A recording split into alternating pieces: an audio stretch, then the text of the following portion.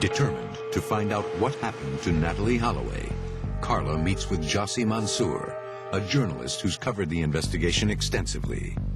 He's agreed to show Carla some of the key locations in the case. Jossie? Yes, ma'am. Hi, I'm Carla. How are you? Very good. So where do we go first?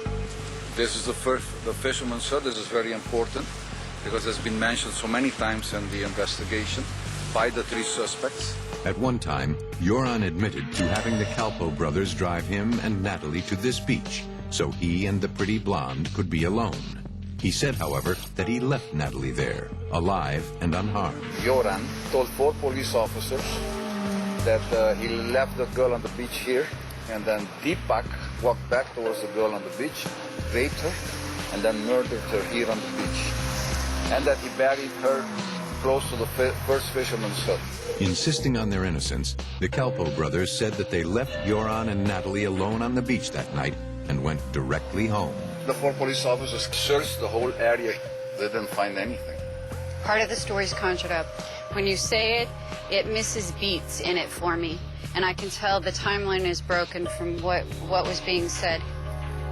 Moving on, Jossie takes Carla to a nearby pond, a location police had initially identified as a possible dumping ground for Natalie's body. The authorities, they were searching for some more evidence, and they were draining this for 3 or 4 days, day and night. No, Natalie's not here. She's not here. If that means anything to you. That does mean a lot to us, because it means this is one less place that we have to worry about searching again or searching once more. Their final stop is the California Lighthouse, where Joran and the Calpo brothers told authorities they took Natalie to look for sharks earlier in the evening. This is the lighthouse, famous lighthouse. They were here. They were here before they went to the fisherman's hut. This was a stop, but this wasn't the final stop.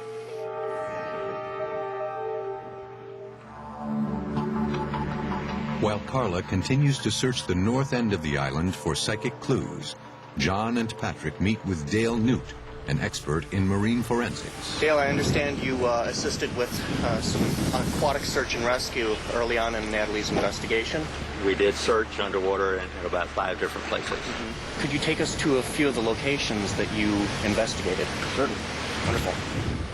Dale takes John and Patrick to an area just offshore from the fishermen's huts, the same beach Carla and Jossie recently visited.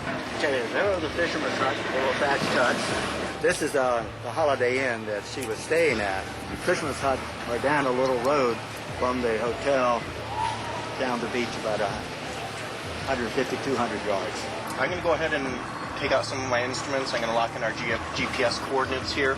Also take some photographs.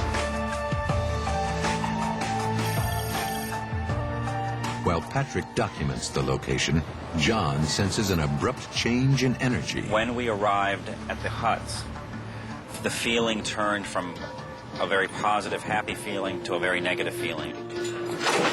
To pinpoint the source of the bad energy, John decides to try a technique called remote viewing. I'm just rubbing my hands because that makes them a little bit more sensitive.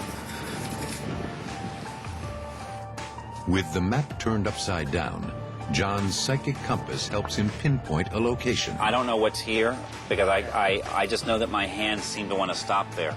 And let's see where we are. I've got it. Dale, is it possible for a boat to reach the spot? Oh, yeah. Remarkably, John has focused on an area offshore from the fishermen's huts. He feels this could be the location of an important clue.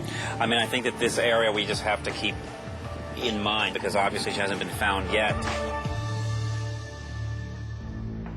Back on shore, Carla returns to the fishermen's huts alone for an in-depth reading.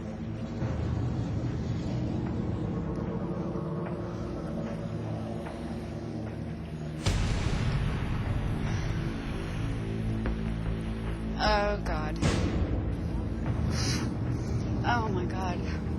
I'm like hyperventilating, and my heart's beating really super fast. This is where she is. This is where she died anyway. She's running on sand. She's running. It was this way.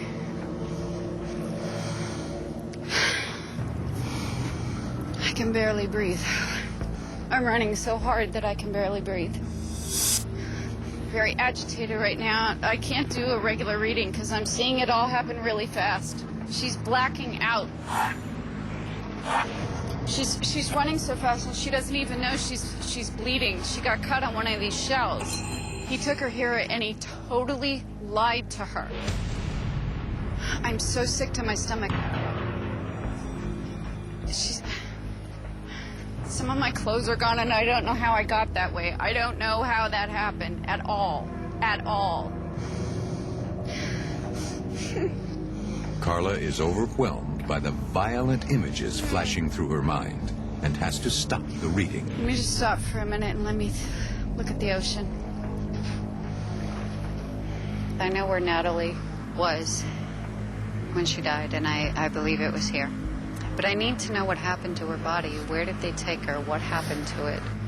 Too much is at stake here. I can't be wrong. I have to see.